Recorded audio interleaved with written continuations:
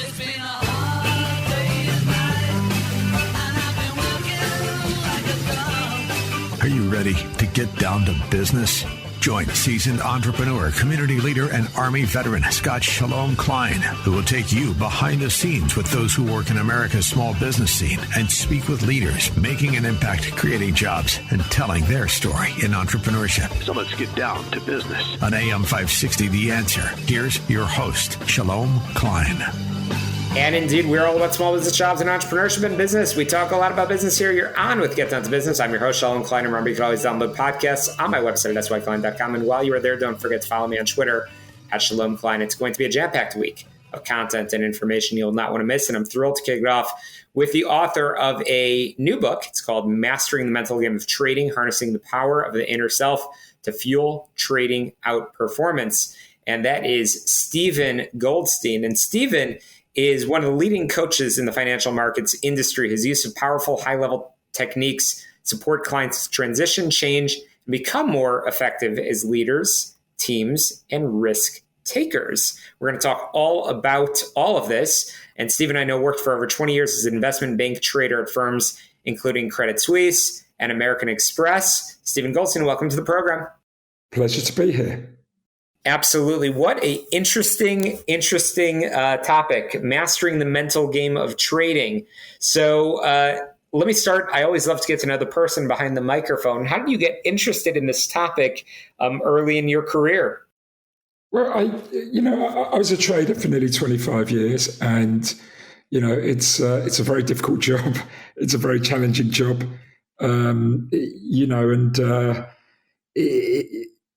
at times things go great, other times, it sucks. And I got to a point, perhaps halfway through my career, where I was on a little bit of a downer. And I, just through good fortune, found myself thrown into a coaching program, which was being experimented at the bank I worked at. And they thought I'd be probably the most receptive of the 200 or so traders on the trading floor to try this out. I immediately pushed back on it, thinking, hey, I don't need help. I'm absolutely fine. And it transformed my career. And after that, I was a far better trader, far better risk taker. In fact, I was a risk taker. I don't think until then I really was a risk taker. I thought I was. And you talk to a lot of entrepreneurs; they're all risk takers. And it's really interesting because although I almost, most of my work is with people in the trading and investment world, I do work with some business owners, business leaders as well, in other fields. And quite a few people who read the book said, this could be called Mastering the Mental Game of Entrepreneurship or business ownership, because often it's the same challenges which are up here in our head that are stopping us. The challenges are inside us, not external to us. Absolutely. Stephen, this is so interesting. And indeed, it is a very, very tough line of work. So I want to talk about the inner game of trading. Why is the inner game of trading so crucial to success in the financial market? And how does it differ from the traditional focus on technical and fundamental analysis? Well, listen, everyone can do the analysis. There's nothing really unique or providing, there's not much edge from analysis. Everyone sees the same data. Everyone gets the same news.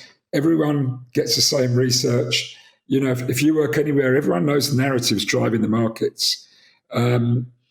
It's really what goes on. I work with some incredible individuals in this world, and you get to see where the edge is.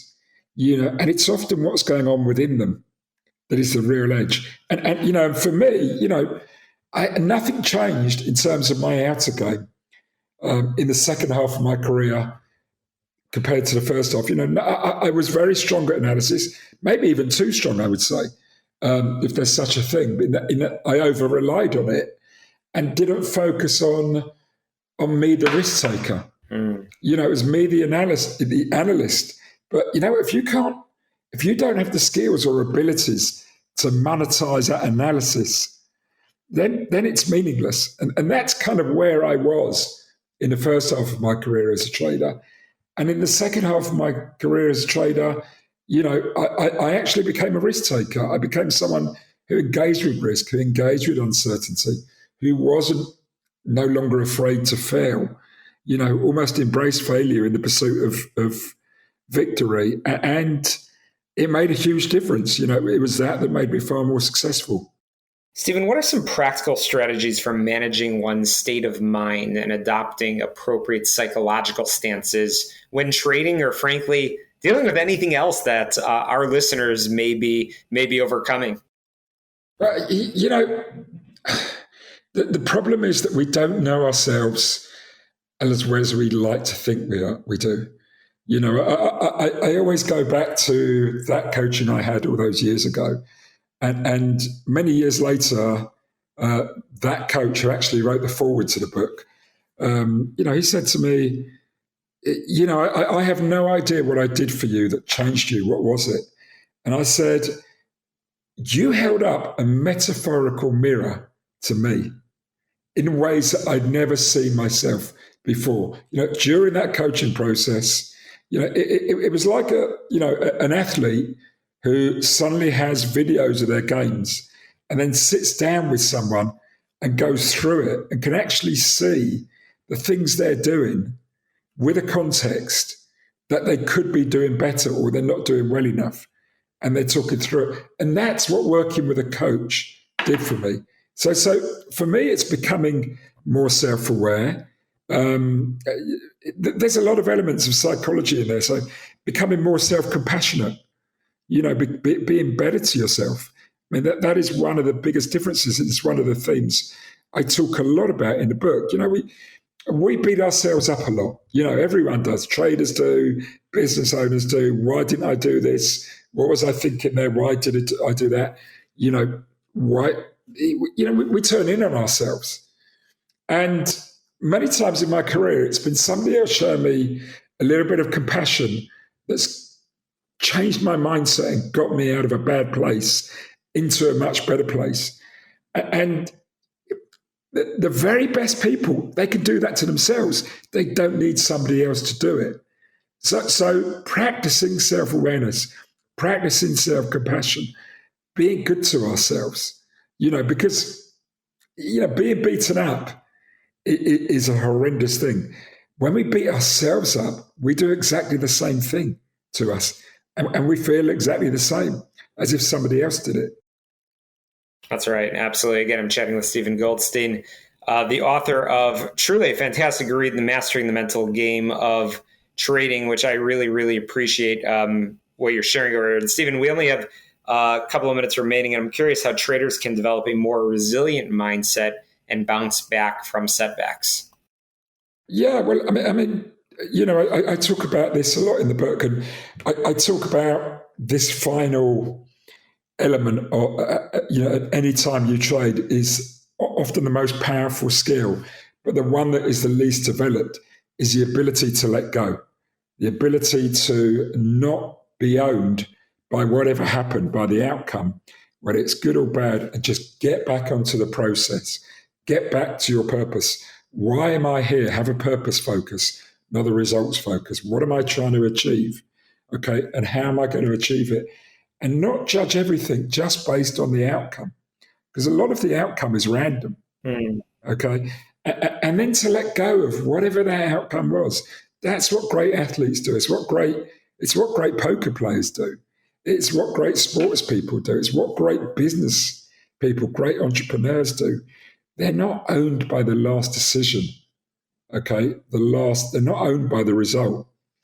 They let go. They let go. They're good to themselves. They move on.